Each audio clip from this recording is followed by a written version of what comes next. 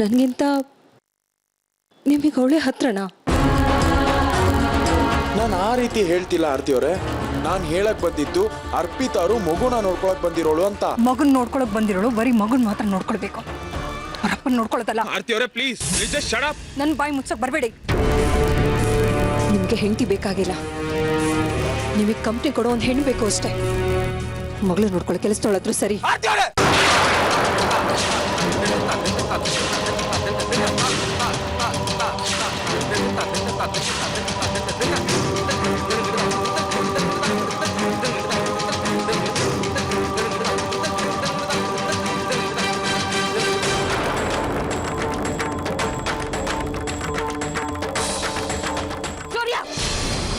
ನನ್ನ ಮಗಳಿಗೆ ಹೇಳೋರು ಕೇಳೋರು ಇದ್ದಾರೆ.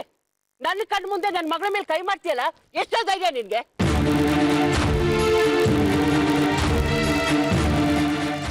ಮನೆ ಕರಿಯೋಣ ಅಂತ ಬಂದಿದ್ದೆ. ಇಷ್ಟೆಲ್ಲ ಆದ್ಮೇಲೆ ನನ್ನ ಮಗಳು ನಿನ್ ಮನೆಗೆ ಬರ್ತಾಳೆ ಅನ್ಕೊಂಡಿದ್ಯಾ? ಅವಳು ಬರ್ಬೇಕು ಅಂತ ಅನ್ಕೊಂಡಿದ್ಲು. ಇದನ್ನೆಲ್ಲ ನೋಡಿದ್ಮೇಲೆ ಅವಳು ಯಾವತ್ತೂ ನಿನ್ ಮನೆಗೆ ಬರಲ್ಲ, ಯಾವತ್ತೂ ಬರಲ್ಲ.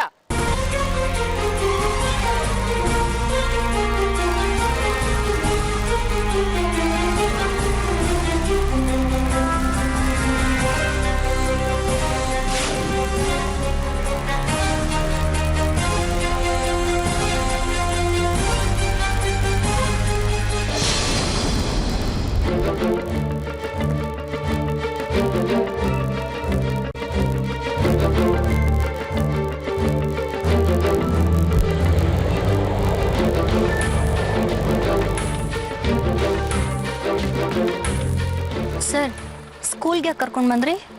ಸಾಕ್ಷಿಗೆ ಇವತ್ತು ಹಾಫ್ ಡೇ. ಇನ್ 2 hours ಅಲ್ಲಿ ಸ್ಕೂಲ್ ಮುಗಿಯುತ್ತೆ. ಇಲ್ಲೇ ಇದ್ದು ನೀವು ಕರ್ಕೊಂಬನ್ನಿ, ನನಗೆ ಅರ್ಜೆಂಟ್ ಮೀಟಿಂಗ್ ಇದೆ, ಹೋಗಲೇಬೇಕು. ಅರ್ಥ ಆಯ್ತಾ? ಅರ್ಥ ಆಯ್ತಾ? ಹಾಂ. ಮತ್ತೆ ಇಳಿರಿ.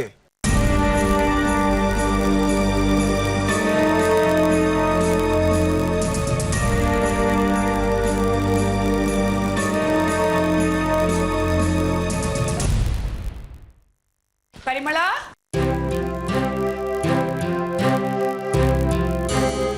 ಯಾಕೆ ಇಷ್ಟೊಂದು ಟೆನ್ಷನ್ ಇದೆಯಾ? ಅತ್ತೆ, ಸೂರ್ಯ ಆರ್ತಿನ ಕರ್ಕೊಂಡು ಬರಕ್ ಹೋಗಿದಾರಲ್ಲ, ಆರ್ತಿ ಒಪ್ಕೊಂಡ್ಲೋ ಇಲ್ವೋ ಅಂತ ಯೋಚನೆ ಆಗ್ತಿದೆ. ನೋಡ್ ಪರಿಮಳ, ಈ ಸರಿ ಆರ್ತಿ ಸೂರ್ಯನ್ ಜೊತೆ ಬರಕ್ಕೆ ಖಂಡಿತ ಒಪ್ಕೋತಾಳೆ. ಅವ್ರ ಜೊತೆ ಹೇಗ್ ಮಾತಾಡ್ಬೇಕು ಅಂತ ನಾನು ಸೂರ್ಯಂಗೆ ಹೇಳಿ ಕಳ್ಸಿದೀನಿ.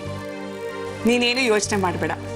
ಆರ್ತಿ ಮನೆಗೆ ಬಂದ್ಬಿಟ್ರೆ ಸಾಕಮ್ಮ, ವೇದಿಕನ್ ರಿಸೆಪ್ಷನ್ ಆಗ್ಬಿಡತ್ತೆ. ವೇದಿಕನ್ ರಿಸೆಪ್ಷನ್ ಆಗ್ಬಿಟ್ರೆ ನನಗೆ ನೆಮ್ಮದಿ. ನೀನೇನು ಯೋಚನೆ ಮಾಡ್ಬೇಡ್ವೆ, ಎಲ್ಲ ನೀನ್ ಅನ್ಕೊಂಡಾಗೆ ಆಗತ್ತೆ. ಬಾ, ನಾವಿಬ್ರು ರಿಸೆಪ್ಷನ್ಗೆ ಯಾರ್ಯಾರನ್ನ ಕರಿಬೇಕೋ ಅವ್ರದ್ದೆಲ್ಲ ಒಂದು ಲಿಸ್ಟ್ ಮಾಡೋಣ. ಸರಿ ಅತ್ತೆ, ಹಾಗೆ ಮಾಡೋಣ. ರಾಕಿ, ನೀನು ಬಾರೆ, ವೇದಿಕೆ ರಿಸೆಪ್ಷನ್ಗೆಲ್ಲ ರೆಡಿ ಮಾಡ್ಕೊಳ್ಳೋಣ. ಸಾರಿ ಅತ್ತೆ, ನಾನು ತುಂಬ ಬ್ಯುಸಿ ಇದ್ದೀನಿ. ಏನು ಬೆಳಿಗ್ಗೆ ಬೆಳಿಗ್ಗೆ ಪಾರ್ಟಿನಾ? ಅತ್ತೆ, ನೀವು ನನ್ನನ್ನು ತುಂಬ ಅಂಡರ್ ಎಸ್ಟಿಮೇಟ್ ಮಾಡ್ತಾ ಇದ್ದೀರಾ. ನನಗೇನು ರೆಸ್ಪಾನ್ಸಿಬಿಲಿಟಿ ಇಲ್ಲ ಅಂದ್ಕೊಂಡಿದ್ದೀರಾ? ನಾನೀಗ ಮುಂಚಿನ ಥರ ಇಲ್ಲ, ನಾನೀಗ ತುಂಬ ರೆಸ್ಪಾನ್ಸಿಬಲ್ ಆಗಿದ್ದೀನಿ. ರೆಸ್ಪಾನ್ಸಿಬಲ್ ಆಗಿ ಏನು ಮಾಡಕ್ಕೆ ಹೊರಟಿದ್ಯಾ? ಬಿಸ್ನೆಸ್. ರಾಕಿ ಈಗ ಬಿಸ್ನೆಸ್ ವುಮನ್. ಬಿಸ್ನೆಸ್ಸಾ? ಏನು business? Rocky fashion apparels and boutique. ಅದನ್ನು ಶುರು ಮಾಡೋಕೆ ಶಾಪ್ ಹುಡ್ಕೋಕೆ ಹೋಗ್ತಾ ಇದ್ದೀನಿ. ಇದಕ್ಕೆಲ್ಲ ಲಕ್ಷಾಂತರ ರೂಪಾಯಿ ಬೇಕು ಕಣೆ, ಅದಕ್ಕೇನು ಮಾಡ್ತೀಯಾ? ನನ್ನ ಹತ್ರ ಮಾತ್ರ ಕೇಳಬೇಡಮ್ಮ. ಅತ್ತೆ, ನಿಮ್ಮನ್ನು ನಂಬ್ಕೊಂಡು ನಾನು ಇದೆಲ್ಲ ಮಾಡೋಕ್ಕಾಗುತ್ತಾ? ನಾನೆಲ್ಲ ಅರೇಂಜ್ ಮಾಡ್ಕೋತಾ ಇದ್ದೀನಿ, ನಾನು ಫೈನಾನ್ಸ್ ತಗೋತೀನಿ. ನೀವು ಇನಾಗ್ರೇಷನ್ ದಿನ ಬಂದು ನನ್ನ ಕಲೆಕ್ಷನ್ ನೋಡಿದ್ರೆ ಅಷ್ಟೇ ಸಾಕು. ಅಕ್ಕ, ನೀವು ಅಷ್ಟೇ ವೇದಿಕನ್ ರಿಸೆಪ್ಷನ್ಗೆ ನನ್ನ ಶಾಪಲ್ಲೇ ಬಟ್ಟೆ ಪರ್ಚೇಸ್ ಮಾಡಬೇಕು.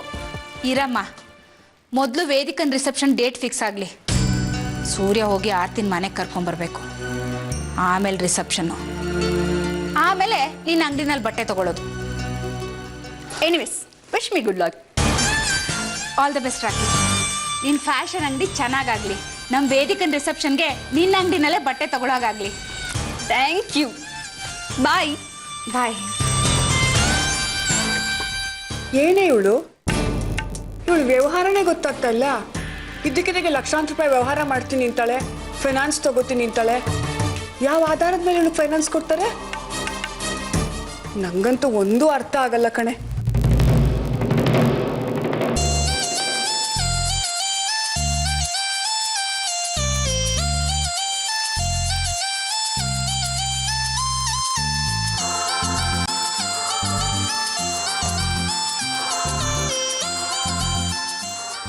ಪರ್ಫೆಕ್ಟ್, ನನಗೆ ಈ ಕಾರ್ ಇಷ್ಟ ಆಯ್ತು. ಮೇಡಮ್ ಇದಕ್ಕೆ 5.5 ಲಕ್ಷ ಹೇಳ್ತಾ ಇದ್ದಾರೆ. 5.5 ಲಕ್ಷನಾ? ನನ್ನ ಬಜೆಟ್ಗೆ ಸ್ವಲ್ಪ ಜಾಸ್ತಿ ಆಯ್ತು. ಓನರ್ ಇಲ್ಲೇ ಹತ್ರದಲ್ಲೇ ಇರೋದು, ಕರೆಸ್ತೀನಿ, ಇಲ್ಲೇ ಮಾತಾಡ್ಬಿಡೋಣ. ಓಕೆ. ತುಂಬ ಚೆನ್ನಾಗಿ ಮೇಂಟೈನ್ ಮಾಡಿದ್ದೀನಿ ಈ ಕಾರನ್ನು. It is the best car in the showroom. ನಿಮಗೋಸ್ಕರ 50,000 ಕಮ್ಮಿ ಮಾಡ್ತೀನಿ. ಬರೀ 5 ಲ್ಯಾಕ್ ಅಷ್ಟೇ, ಅದಕ್ಕಿಂತ ಕಮ್ಮಿ ಕೇಳಬೇಡಿ ಪ್ಲೀಸ್. ಓಕೆ, 5 ಲಕ್ಷ ಆದರೆ ನಾನು ಈಗಲೇ ತಗೋತೀನಿ ಕಾರನ್ನ. Very good madam. ಚೆಕ್ನ ರಾಜಗೋಪಾಲನ ಹೆಸರಿಗೆ. ಇಲ್ಲ, ನಾನು ಚೆಕ್ ಕೊಡಲ್ಲ, ಕ್ಯಾಶೇ ಕೊಡ್ತೀನಿ.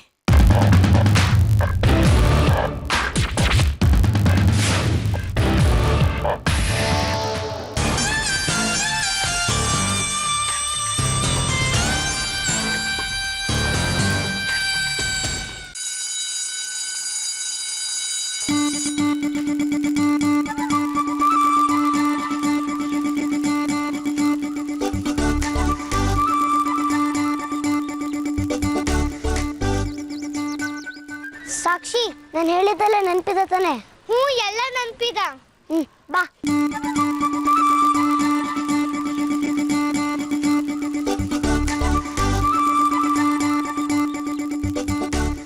ಹಾಯ್ ಸ್ವೀಟಿ ಪಾಯ್, ಹೋಗೋಣ ಮನೆಗೆ ಬಾ. ಇಲ್ಲ, ನಾನು ಬರಲ್ಲ. ಯಾಕೆಂದ್ರೆ ನಾಳೆ ಸಂಡೆ, ಸ್ಕೂಲಿಗೆ ರಜಾ. ನಾನು ಅಮ್ಮನ ಮನೆಗೆ ಹೋಗ್ತೀನಿ. ಅಲ್ಲಿ ಆದಿತ್ಯನ ಜೊತೆ ಆಟ ಆಡ್ತೀನಿ. ಹೌದಾ? ಡ್ಯಾಡಿ ಬಂದು ಅಮ್ಮಂಗ್ ಸಾರಿ ಕೇಳಿದ ತಕ್ಷಣ ಸಾಕ್ಷಿನ ಕಳಿಸ್ತೀವಿ, ಇಲ್ಲಾಂದ್ರೆ ಕಳ್ಸಲ್ಲ. ಹೌದು, ಹೋಗೋಣ ಸಾಕ್ಷಿ. ಹಾ, ಬಾ. ಸಾಕ್ಷಿ ನೋಡು, ನೀನೀಗ ನಿಮ್ಮನೆಗೆ ಹೋಗಲ್ವಾ? ಇಲ್ಲ ಅಮ್ಮ, ನಾನು ನಿಮ್ ಜೊತೆಗೆ ನಿಮ್ಮನೆಗೆ ಬರ್ತೀನಿ. ನೋಡು, ನೀನೀಗ ನಿಮ್ಮಪ್ಪನಿಗೆ ಹೇಳಿಲ್ಲ ಅಂದ್ರೆ ಅವ್ರು ತುಂಬಾ ಬೇಜಾರು ಮಾಡ್ಕೋತಾರೆ ಸಾಕ್ಷಿ. ಅಮ್ಮ, ಬರ್ಲಿ ಬಿಡಿ ಅಮ್ಮ. ನೀನ್ ಸ್ವಲ್ಪ ಸುಮ್ಮನೆ ಇರೋ. ಸಾಕ್ಷಿ, ನನ್ನ ಮಾತು ಕೇಳು ಪುಟ, ನಿಮ್ಮಪ್ಪ ತುಂಬಾ ಬೇಜಾರು ಮಾಡ್ಕೋತಾರೆ. ನೀನ್ ಮನೆಗೆ ಹೋಗು. ಅಮ್ಮ ನೋಡು, ಅಳ್ತಾ ಇದ್ದಾಳೆ. ಪ್ಲೀಸ್ ಕರ್ಕೊಂಡು ಹೋಗೋಣ, ಬಾ ಅಮ್ಮ. ನೋಡು, ನೀನ್ ಜಾಣೆ ಅಲ್ವಾ, ಅಳಬಾರ್ದು ಕಡೆ. ಸರಿ ಬಾ. ನೋಡು, ನಿಮ್ ಬಾಸಿಗೆ ಹೇಳು, ಸಾಕ್ಷಿ ತುಂಬಾ ಹಠ ಮಾಡ್ತಿದ್ಲು, ಅವಳನ್ನ ಮನೆ ಕರ್ಕೊಂಡು ಹೋದೆ ಅಂತ. ಗೊತ್ತಾಯ್ತಾ? ಆಯ್ತು ಮೇಡಮ್. ನಡೀರಿ ಮಕ್ಕಳ.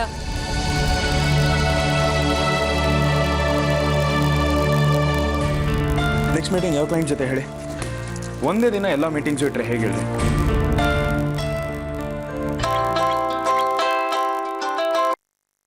ಹಲೋ ಸರ್, ನಾನು ಅರ್ಪಿತಾ. ಹಾ, ಸಾಕ್ಷಿನ ಕರ್ಕೊಂಡು ಮನೆಗೆ ಬಂದ್ರಾ? ಸರ್, ಅದು ಬೇಗ ಹೇಳಿ, ತುಂಬಾ ಬ್ಯುಸಿ ಇದ್ದೀನಿ. ಅದು ಸಾಕ್ಷಿ ನನ್ನ ಜೊತೆ ಬರಲಿಲ್ಲ. ಏನೋ ಬರ್ಲಿಲ್ಲ ಅಂದ್ರೆ? ಸಾಕ್ಷಿ ಆರ್ತಿ ಅವ್ರ ಜೊತೆ ಹೋದ್ಲು. ಆರ್ತಿ ಜೊತೆ ಯಾಕೆ ಹೋದ್ಲು? ನಿಮ್ಮನ್ನ ಯಾಕೆ ನಾನು ಅಲ್ಲಿ ಬಿಟ್ಟಿದ್ದು? ಬರ್ತಾ ಜೊತೆ ಕರ್ಕೊಂಡ್ ಬರ್ಲಿ ಅಂತ ತಾನೆ. ಮತ್ ಸಾಕ್ಷಿನ ಆರ್ತಿ ಅವ್ರ ಜೊತೆ ಯಾಕೆ ಹೋಗ್ಬಿಟ್ರಿ? ನಾನು ಸಾಕ್ಷಿಗೆ ಹೇಳ್ದೆ, ಆದ್ರೆ ಅವಳು ನಾಳೆ ಭಾನುವಾರ ನಾನು ಆದಿತ್ಯನ ಜೊತೆ ಆಟ ಆಡ್ಬೇಕು, ನಿಮ್ ಜೊತೆ ಮನೆಗೆ ಬರಲ್ಲ ಅಂದ್ಲು ಸರ್. ಡ್ಯಾಮ್ ಇಟ್, ನನಗೆ ಅದೆಲ್ಲ ಗೊತ್ತಿಲ್ಲ. ಹೇಗಾದ್ರೂ ಮಾಡಿ ಸಾಕ್ಷಿನ ನಮ್ಮ ಮನೆ ಕರ್ಕೊಂಬನ್ನಿ. ಸರ್, ಇಲ್ಲ ಅಂದ್ರೆ ನಿಮ್ ಮುಖ ತೋರಿಸ್ಬಿಡಿ. Hello sir.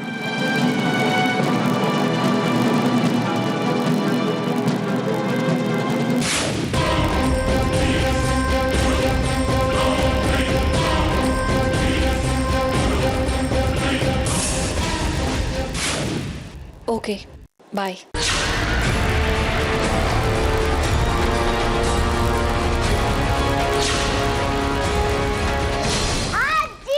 ಅದಿ ಅಜ್ಜಿ, ಇವತ್ತೇನ್ ತಿಂಡಿ? ಮೊದ್ಲು ಹೋಗಿ ಡ್ರೆಸ್ ಚೇಂಜ್ ಮಾಡು. ಮನೆಗೆ ಬಂದ ತಕ್ಷಣ ತಿಂಡಿ ಅಂತೆ, ತಿಂಡಿ. ಓಕೆ, ಯಾರೋ ಗೆಸ್ಟ್ ಬಂದಿದ್ದಾರೆ, ಅದಕ್ಕೆ ಕೇಳಿದ್ದು. ಗೊತ್ತು, ಹೋಗೋ. ಅಜ್ಜಿ, ನಾನು ನಿಮ್ಮ ಮನೆಗೆ ತಿನ್ಕೊ ಬಂದೆ. ಹೋಗಮ್ಮ.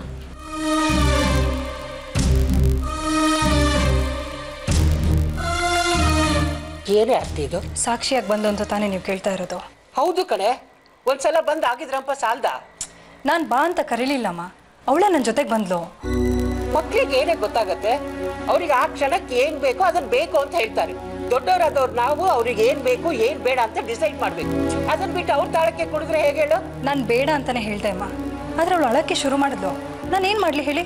ಅವಳು ಸಮಾಧಾನ ಮಾಡಕ್ ಹೋದ್ರೆ ನಾವು ಅಳ್ಬೇಕಾಗತ್ತೆ ಕಣೆ. ಹಾಗೆ ಮಾಡ್ತಾಳ ಅವಳು. ಅವ್ರ ಮನೆಯವ್ರೆಲ್ರೂ ನೀನೇ ವಿಲನ್ ಅಂತ ಆಡ್ಕೊಳ್ಳೋದಕ್ಕೆ ನೀನೇ ದಾರಿ ಮಾಡ್ಕೊಡ್ತಾ ಇದೀಯ. ಆ ರಾಕಿ, ಪರಿಮಳ, ನಿಮ್ಮತ್ತೆ ಎಲ್ಲ ಸೇರ್ಕೊಂಡು ನಿನ್ ವಿರುದ್ಧ ಹೌದಾಗಿದ್ದು ಅಲ್ಲಾಗಿದ್ದು ಎಲ್ಲ ಹೇಳಿ ಸೂರ್ಯನ್ ಕಿವಿ ಚುಚ್ಚುತ್ತಾರೆ. ಸಾಕ್ಷಿನ ನೀನೇ ಕರ್ಕೊಂಡ್ ಬಂದಿದ್ದು, ಸಾಕ್ಷಿನ ಸೂರ್ಯನಿಂದ ದೂರ ಮಾಡಕ್ಕೆ ನೀನೇ ನೋಡ್ತಾ ಇದೀಯಾ ಅಂತ. ಆ ಸೂರ್ಯನು ಮೊದ್ಲೇ ಹಿತ್ತಾಳೆ ಕಿವಿ. ಅವ್ರು ಹೇಳಿದಕ್ಕೆಲ್ಲ ಕೋಲೆ ಬಸವಂತರ ತಲೆ ಅಲ್ಲಾಡ್ಸ್ಕೊಂಡು ಇಲ್ಲಿ ಬಂದು ನಮ್ಮ ಹತ್ರ ಗುರ್ರ ಅಂತಾನೆ. ಅವ್ನು ಇಲ್ಲಿ ಬಂದು ಜಗಳ ಆಡೋದಕ್ಕೆ ನೀನೇ ದಾರಿ ಮಾಡ್ಕೊಡ್ತಾ ಇದೀಯ. ಎಷ್ಟು ಹೇಳಿದ್ರು ನಿನ್ಗೆ ಯಾಕೆ ಬುದ್ಧಿ ಬರಲ್ಲ? ನಮ್ಮನ್ನ ನಾವು ತಿಂತಿರುವಾಗ ಆ ಸೂರ್ಯನ ಹತ್ರ ಮಾತು ಕೇಳೋ ಪರಿಸ್ಥಿತಿ ನಾವೇ ಯಾಕೆ ತಂದ್ಕೋಬೇಕು? ತಿಳುವಳಿಕೆ ಬೇಡವಾ ನಿನ್ಗೆ? ಹೌದು, ನನಗೆ ತಿಳುವಳಿಕೆನೇ ಇಲ್ಲ. ನೀವ್ ಹೇಳ್ತಿರೋ ನನಗೆ ಅರ್ಥನೂ ಆಗ್ತಾ ಇಲ್ಲ.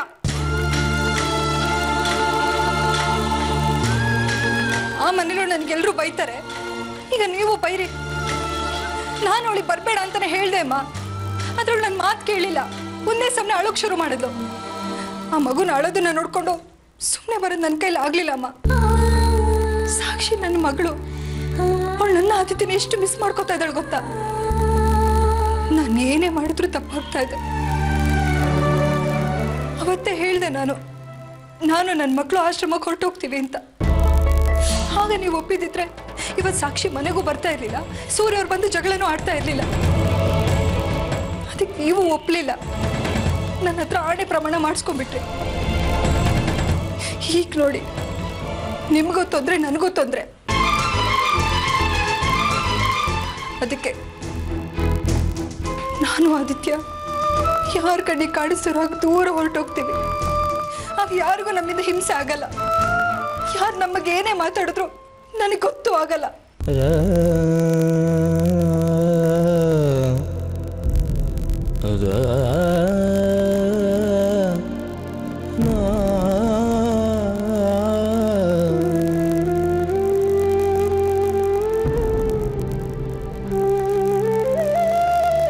ಅಮ್ಮ, ನಾನು ನಿಮ್ಮ ಮನೆಗೆ ಬಂದೆ ಅಂತ ಅಜ್ಜಿ ನಿಮ್ಮ ಜೊತೆ ಜಗಳ ಮಾಡ್ತಾ ಇದ್ದಾರಾ?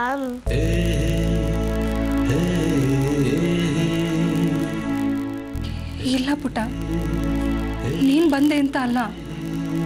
ನಿಂದೇನು ತಪ್ಪಿಲ್ಲ ಕಡೆ. ತಪ್ಪೆಲ್ಲ ನಮ್ದೆ. ದೊಡ್ಡವರೇ ಸರಿ ಇಲ್ಲ, ನಾವೇ ಕೆಟ್ಟೋರು.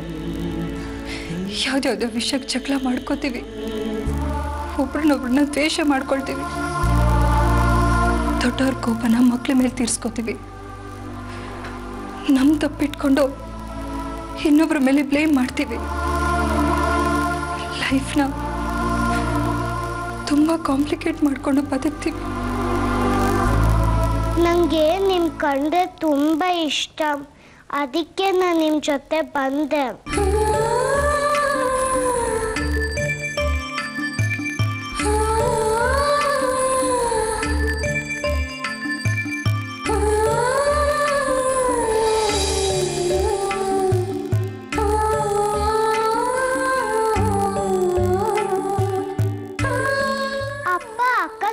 ನಿಮಗೆ ಬೈದೆ, ನಾನೇ ಅದಕ್ಕೆ ಹೇಳ್ತೀನಿ ನಾನೇ ಇಲ್ಲಿ ಬಂದಿದ್ದು ಅಂತ.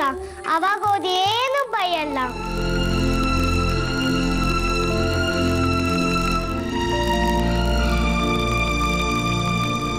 ಅಮ್ಮ, ಇನ್ನೊಂದು ಸತಿ ಅಪ್ಪ ಬಂದು ನಿನ್ನ ಬೈದ್ರೆ ಅಷ್ಟೇ.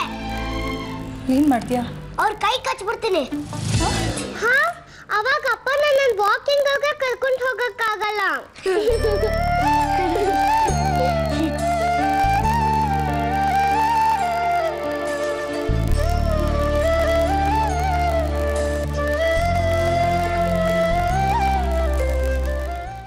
Hi Surya. I'll just get back to you. Thank you.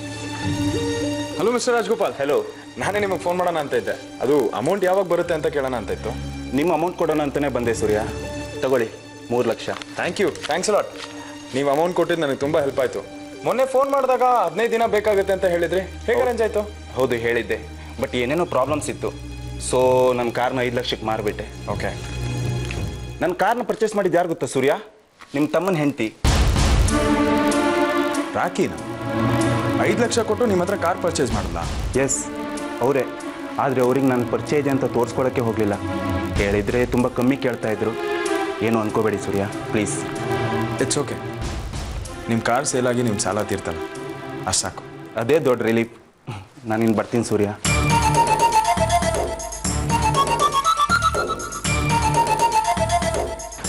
ಐದು ಲಕ್ಷ ಕೊಟ್ಟು ಕಾರ್ ಪರ್ಚೇಸ್ ಮಾಡಲ್ಲ ರಾಕಿ. ಅಷ್ಟೊಂದು ಡೌಲ್ಗೆಲ್ಲಿಂದ ಬಂತು? ಸೂರ್ಯ, ಸಾಕ್ಷಿನೂ ಅರ್ಪಿತಾ ಇನ್ನೂ ಸ್ಕೂಲಿಂದ ಬಂದೇ ಇಲ್ಲ ಕಣೋ. ಸ್ಕೂಲ್ಗೂ ನಾನು ಫೋನ್ ಮಾಡಿದೆ, ಯಾರು ರಿಸೀವ್ ಮಾಡ್ತಾ ಇಲ್ಲ. ಗಾಬರಿ ಆಗ್ಬೇಡಿಮ್ಮ, ಆರ್ತಿ ಅವ್ರ ಮನೆಗೆ ಹೋಗಿದ್ದಾಳೆ. ಆರ್ತಿ ಮನೆಗೆ ಹೋದ್ಲಾ? ಸ್ಕೂಲಿಂದ ಅವಳನ್ನ ಇಲ್ಲಿಗೆ ಕರ್ಕೊಂಬರಕ್ಕೆ ಅರ್ಪಿತಾ ಅಲ್ಲೇ ಬಿಟ್ಟಿದ್ದೆಮ್ಮ. ಅವರು ಅವಳಿಗೋಸ್ಕರ ಕಾಯ್ತಿಲ್ಲಂತೆ. ಸ್ಕೂಲ್ ಬಿಟ್ಟಿದ ತಕ್ಷಣ ನಾನು ಬರಲ್ಲ, ಮಮ್ಮಿ ಮನೆಗೆ ಹೋಗ್ತೀನಿ ಅಂತ ಹೋದ್ಲಂತೆ. ಅವಳು ಎಷ್ಟೇ ಹೇಳಿದ್ರು ಕೇಳಿಲ್ವಂತೆ. ಹೌದಾ? ಪದೇ ಪದೇ ಅವಳು ಅಲ್ಲಿಗೆ ಹೋಗ್ತಾ ಇದ್ರೆ ಏನೋ ಚೆನ್ನಾಗಿರುತ್ತೆ. ಏನ್ ಸೂರ್ಯ ಇದು? ನೀವು ಆರ್ತಿ ಇಬ್ರು ಸೇರ್ಕೊಂಡು ಕಣ್ಣ ಮುಚ್ಚಾಲೆ ಆಟ ಆಡ್ತಿದ್ದೀರಾ? ನೀವು ಆರ್ತಿನ ಒಪ್ಸಿ ಮನೆಗೆ ಕರ್ಕೊಂಡ್ಬರ್ತೀರಾ? ನಾನು ವೇದಿಕಂಗ್ ರಿಸೆಪ್ಷನ್ ಮಾಡೋಣ ಅಂತ ಜಾತಕ ಪಕ್ಷಿ ತರ ಕಾಯ್ತಾ ಇದ್ದೀನಿ. ನೀವು ನೋಡಿದ್ರೆ ಆರ್ತಿ ಮನೆಯಲ್ಲೇ ಸಂಸಾರ ಮಾಡ್ತಿರೋ ಹಾಗಿದೆ. ಇವತ್ತು ನಿಮ್ಮ ಮಗಳಲ್ಲಿ ಹೋಗಿದ್ದಾಳೆ, ಇನ್ ಸ್ವಲ್ಪ ದಿವಸಕ್ಕೆ ನೀವು ಅಲ್ಲೇ ಹೋಗಿದ್ ಬಿಡ್ತೀರೇನೋ. ಹೀಗಾದ್ರೆ ನನ್ನ ಮಗಳ ಗತಿ ಏನು? ಅವಳು ಹೀಗೆ ಒದ್ದಾಡ್ತಾ ಇರ್ಲಿನಾ? ಏನತ್ತೆ, ನನ್ನ ಮಗಳಿಗೆ ರಿಸೆಪ್ಷನ್ ಮಾಡ್ತೀನಿ ಅಂತ ಸುಮ್ಮನೆ ಬಾಯಿ ಮಾತಿಗೆ ಹೇಳಿದ್ದ? ಖಂಡಿತ ಇಲ್ಲ ಕಣೆ. ಏನಪ್ಪ ಇದು? ನಿಮ್ಮಿಂದಾಗಿ ಪರಿಮಳ ಎಷ್ಟು ಕಷ್ಟಪಡ್ತಾ ಇದ್ದಾಳೆ ನೋಡು. ಅದಕ್ಕೆ ಪ್ಲೀಸ್, ಅದಕ್ಕೆ ನಾನು ಆರ್ತಿ ಅವ್ರನ್ನ ಈ ಮನೆಗೆ ಕರ್ಕೊಂಬರ್ಬೇಕು, ಮುಂಚಿನ ಥರ ನಾವೆಲ್ಲ ಸಂತೋಷವಾಗಿರ್ಬೇಕು ಅನ್ನೋದೇ ನನ್ನ ಆಸೆ. ಆದರೆ ನೋಡಿ, ಇನ್ನೊಂದು ವಾರ ಟೈಮ್ ಕೊಡಿ, ನೀವು ಅಂದ್ಕೊಂಡಿದ್ದು ನಡೆಯುತ್ತೆ. ಅದನ್ನ ಆದಷ್ಟು ಬೇಗ ನಡೆಯೋ ಹಾಗೆ ಮಾಡಿ ಸೂರ್ಯ. ನನ್ನ ಮಗಳು ನೆಮ್ಮದಿಯಾಗಿರೋದು ನಿಮ್ಮ ಕೈಯಲ್ಲಿದೆ. ಅವಳು ರಿಸೆಪ್ಷನ್ ಆಗೋ ತನಕ ಅವಳ ಜೀವನ ನರ್ಕನೆ. ಆ ಸಂತೋಷ್ ದಿನ ಫೋನ್ ಮಾಡಿ ಕೇಳ್ತಿದ್ದಾನೆ, ರಿಸೆಪ್ಷನ್ ಯಾವತ್ತು, ರಿಸೆಪ್ಷನ್ ಯಾವತ್ತು ಅಂತ. ನಾನು ನಿಮ್ಮಣ್ಣ ಇವತ್ತು ನಾಳೆ ಅಂತ ದಿನ ತಳ್ತಾನೆ ಇದ್ದೀವಿ. ಇನ್ನೂ ಎಷ್ಟು ದಿವಸ ಹೀಗೆ ಹೇಳಕ್ಕಾಗತ್ತೆ ಹೇಳಿ? ನಮ್ಮ ಮೇಲಿನ ಕೋಪನ ಅವಳ ಮೇಲೆ ತೋರಿಸ್ತಾ ಇದ್ದಾನೆ. ಸೀಮೆಣ್ಣೆ ಹಾಕಿ ಅವಳನ್ನ ಸುಟ್ಟು ಬಿಡ್ತಾನಂತೆ. ಅವಳಲ್ಲಿ ಹೇಗಿದ್ದಾಳೋ ಅಂತ ದಿನ ನಿದ್ದೆ ಇಲ್ಲದೆ ಒದ್ದಾಡ್ತಾ ಇದ್ದೀನಿ. ಪ್ಲೀಸ್ ನನ್ನ ಕಷ್ಟನ ಸ್ವಲ್ಪ ಅರ್ಥ ಮಾಡ್ಕೊಳ್ಳಿ. ಪ್ಲೀಸ್, ಅದಕ್ಕೆ ಇನ್ನೊಂದು ವಾರ ಟೈಮ್ ಕೊಡಿ. ಆರ್ತಿ ಅವ್ರನ್ನ ನಾನು ಕರ್ಕೊಂಬರ್ತೀನಿ. ಆಮೇಲೆ ನಾನೇ ಖುದ್ದಾಗಿ ವೇದಿಕಾ ರಿಸೆಪ್ಷನ್ ನಡೆಸ್ಕೊಡ್ತೀನಿ. ಇದು ನನ್ನ ಪ್ರಾಮಿಸ್. ಅಷ್ಟು ಮಾಡಿ ಪುಣ್ಯ ಕಟ್ಕೊಳ್ಳಿ.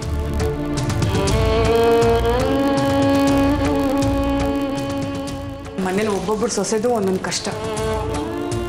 ಪರಿಮಳನ್ ಈ ಕಷ್ಟ ಆದರೆ ಆ ರಾಖಿ ಎಲ್ಲಿಗೆ ಹೋಗ್ತಾಳೋ ಎಲ್ಲಿಗೆ ಬರ್ತಾಳೋ ಒಂದೂ ಅರ್ಥ ಆಗ್ತಾ ಇಲ್ಲ. ನಾನು ರಾಖಿ ವಿಷಯ ಮಾತಾಡೋಣ ಅಂತಾನೆ ಬಂದಿದ್ದಮ್ಮ. ನೀವೇನಾದರೂ ಅವಳಿಗೆ ದುಡ್ಡು ಕೊಟ್ರಾ? ಇಲ್ಲಪ್ಪ, ನಾನು ದುಡ್ಡು ಕೊಡಲಿಲ್ಲ ಅವಳಿಗೆ. ನನ್ನ ಹತ್ರ ದುಡ್ಡು ಇಸ್ಕೊಂಡು ಪಾರ್ಟೀಸು ಕ್ಲಬ್ಬು ಅಂತ ಸಿಕ್ಕಾಪಟ್ಟೆ ದುಡ್ಡು ಉಡಾಯಿಸಿದ್ಲು. ಅದಕ್ಕೆ ನಾನು ಅವಳಿಗೆ ದುಡ್ಡು ಕೊಡೋದನ್ನ ನಿಲ್ಲಿಸ್ಬಿಟ್ಟೆ. ಅವಳೇನೋ ಬಿಸ್ನೆಸ್ ಮಾಡ್ತಿದ್ದಾಳಂತೆ, ಫೈನಾನ್ಷಿಯಲ್ ಹತ್ರ ದುಡ್ಡು ತಗೊಳ್ತಾಳಂತೆ. ಹೌದಾ? ಯಾಕೆ, ಏನಾಯ್ತು? 5 ಲಕ್ಷ ಕೊಟ್ಟು ನನ್ನ ಫ್ರೆಂಡ್ ಹತ್ರ ಕಾರ್ ತಗೊಂಡಿದ್ದಾಳೆ. 5 ಲಕ್ಷ ಕೊಟ್ಟು ಕಾರ್ ತಗೊಂಡಿದ್ದಾಳ? ಅಷ್ಟೊಂದು ಹಣ ಎಲ್ಲಿಂದ ಬಂತು ಅವಳಿಗೆ? ನನಗೂ ಅದೇ ಆಶ್ಚರ್ಯ ಆಗ್ತಿರೋದಮ್ಮ. ಇದಕ್ಕಿದ್ದಾಗೆ ಬಿಸ್ನೆಸ್ಸು ಅಂತ ಹೇಳಿ ಕಾರ್ ತಗೊಂಡಿದ್ದಾಳೆ. ಹೇಗೆ ಸಾಧ್ಯ? ಅವಳಿಗೆ ಯಾರು ಫೈನಾನ್ಸ್ ಕೊಡ್ತಾರೆ? ನಮ್ಮಿಂದ ಏನೋ ಮುಚ್ಚಿಡ್ತೀಯಾಳು ಅವಳು.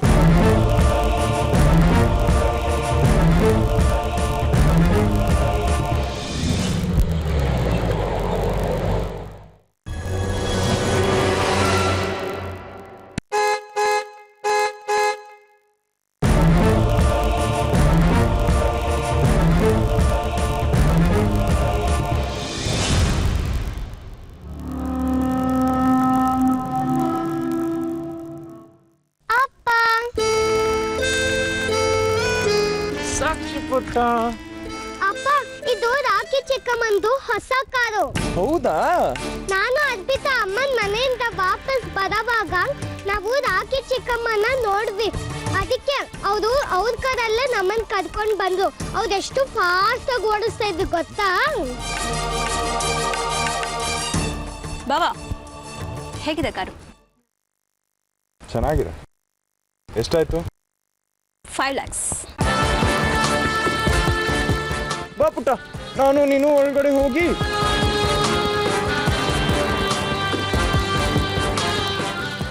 ತಗೊಳ್ಳಿ ಅಕ್ಕ. Thank you.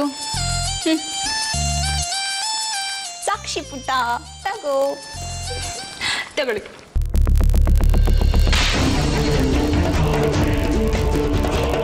ಬಾಬಾ ತಗೊಳ್ಳಿ, ನನ್ನ ಕಾರ್ ಒಂದು ರೌಂಡ್ ಓಡಿಸಿ ನೋಡಿ. ಕಾರ್ ಓಡಿಸೋ ಆಸೆ ನನಗಿಲ್ಲ ರಾಕಿ. 15ನೇ ವಯಸ್ಸಿಂದ ಓಡಿಸ್ತಾ ಇದ್ದೀನಿ. ಅದು ಅಲ್ಲದೆ ಇದೇನು ಹೊಸ ಕಾರ್ ಅಲ್ವಲ್ಲ, ಸೆಕೆಂಡ್ ಹ್ಯಾಂಡ್ ಕಾರ್ ತಾನೆ.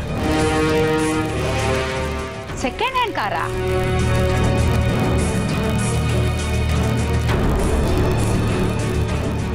ಈಗಿನ ಕಾಲದಲ್ಲಿ ಗಂಡ ಹೆಂಡ್ತಿರೇ ಸೆಕೆಂಡ್ ಹ್ಯಾಂಡ್ ಆಗಿರ್ತಾರೆ. ಇನ್ ಕಾರ್ ಏನ್ ಮಹಾ.